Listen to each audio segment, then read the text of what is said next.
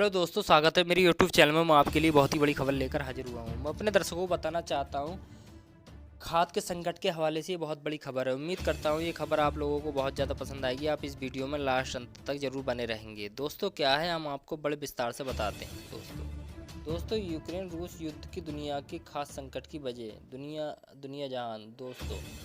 दोस्तों क्या है कि मई 2022 दुनिया भर की नज़र स्विट्जरलैंड दवोस पे टिकी है। वर्ल्ड इकोनॉमिक फोरम में आला कारोबारी नेता जुटे थे। वह दुनिया तमाम मौजूद सबसे बड़े संकट का समाधान तलाशने की चर्चा होने लगी थी। इस 3 महीने पहले दुनिया भर में खास संकट, बाजार बढ़ती कीमतों समेत कई झटके झेल रहे थे। तभी रूस यूक्रेन पर हमला कर दिया। यूक्रेन ने दूसरे देशों को कई टन अनाज भेजा जाना था, लेकिन युद्ध की वजह से अहम रास्ते बंद हो गए और सप्लाई नहीं हो सकी। दोस्तों संयुक्त राष्ट्र के वर्ल्ड फोरम प्रोग्राम के प्रमुख कोविड में बिजली भी दावोस में थी। उन्होंने आगाह किया है कि मुश्किल से उभरने का वक्त तेज़ी से ख़त्म हो रहा है। दुनिया बड़े संकट का सामना कर रही है। आगे स्थिति कहीं ज़्यादा ख़राब ना हो जाए। दोस्तों क्या है, इसके बाद सवाल उठा कि यूक्रेन रूस युद्ध की दुनिया की खास संकट की वजह, इसका जवाब तलाशने के लिए युद्ध स्तर पर संयुक्त राष्ट्र वर्ल्ड प्रोग्राम मुख्य अर्थशास्त्री आरिफ हुसैन कहते हैं कि हर कोई ब्रेड खाता है, हर कोई मक्का खाता है, हर कोई किसी खाने के लिए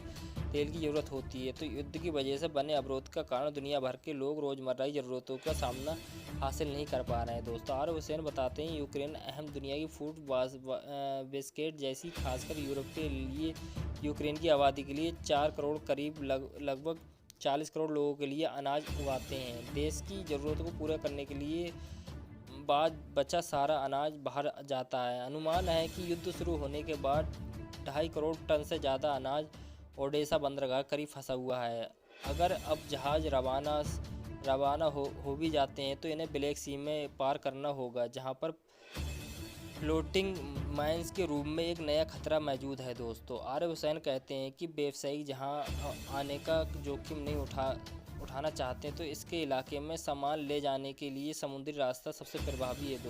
दोस्तों आरिफ हुसैन ये भी बताते हैं कि दूसरे विकल्प का सामना नहीं, इनमें बहुत बढ़ती जाती है। रेल या ट्रक के सामान भेजने के बारे में सोचा भी जा सकता है, लेकिन कल्पना कीजिए इसके लिए कितनी ईंधन की ज़रूरत होगी, कितनी ट्रेनें की ज़रूरत होगी, इसमें ज़्यादा खर्चा आ जाएगा। अगर वो ऐसा करने के बारे में सोचे तो नामुमकिन होगा। आरिफ हुसैन ये भी कहते हैं, अलग अलग देशों में पटरियों में साइज अलग अलग है।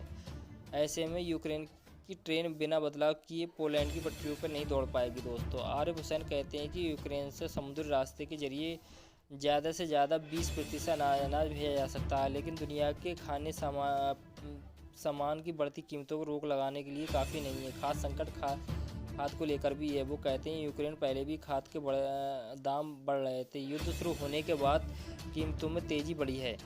अगर पिछले साल सालाना की बात करें तो 200% बढ़ चुके हैं। खाद बनाने के लिए आपको गैस की ज़रूरत होती है। गैस की कीमतों में आसमान पर है। इसके लिए पर्याप्त मात्रा में अनाज उत्पादन नहीं हो पाएगा।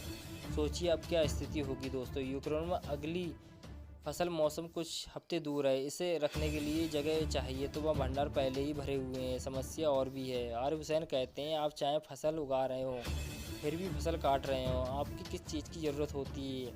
आप लोगों को ज़रूरत होती है कि किसानों की ज़रूरत होती है। अभी भी किसान कहाँ हैं? किसान सैनिक बन गए हैं। मशीनरी युद्ध में लगे लोगों की मदद के लिए तैनात है। अगर आपकी किस्मत अच्छी है तो आप फसल में ध्यान रख पाए, तो आपके लिए पास लोग नहीं होंगे।